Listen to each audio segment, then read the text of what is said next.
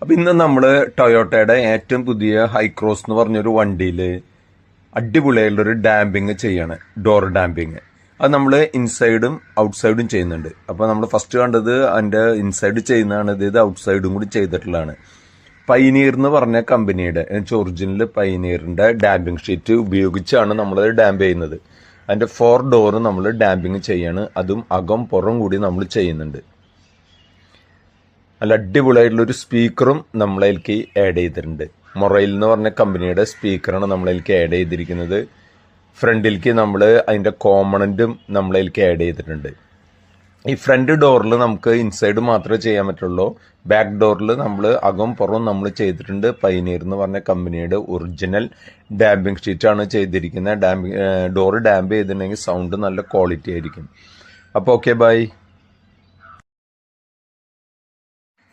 അപ്പൊ ഇന്ന് നമ്മള് ടൊയോട്ടയുടെ ഏറ്റവും പുതിയ ഹൈക്രോസ് എന്ന് പറഞ്ഞൊരു വണ്ടിയില് അടിപൊളിയായിട്ടുള്ള ഒരു ഡാമ്പിങ് ചെയ്യാണ്, ഡോർ ഡാമ്പിങ്.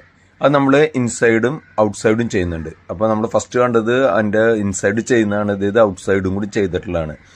പൈനീർ എന്ന് പറഞ്ഞ കമ്പനിയുടെ ഒറിജിനൽ പൈനീറിന്റെ ഡാമ്പിങ് ഷീറ്റ് ഉപയോഗിച്ചാണ് നമ്മളത് ഡാമ്പ് ചെയ്യുന്നത്.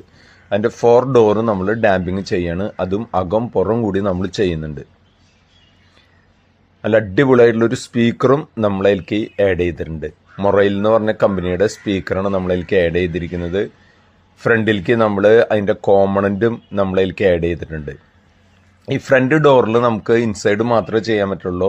ബാക്ക് ഡോറിൽ നമ്മൾ അകം പുറം നമ്മൾ ചെയ്തിട്ടുണ്ട്. പൈനീർ എന്ന് പറഞ്ഞ കമ്പനിയുടെ ഒറിജിനൽ ഡാമ്പിങ് ഷീറ്റ് ആണ് ചെയ്തിരിക്കുന്നത്. ഡോർ ഡാമ്പ് ചെയ്തിട്ടുണ്ടെങ്കിൽ സൗണ്ട് നല്ല ക്വാളിറ്റി ആയിരിക്കും. അപ്പോൾ ഓക്കെ, ബൈ.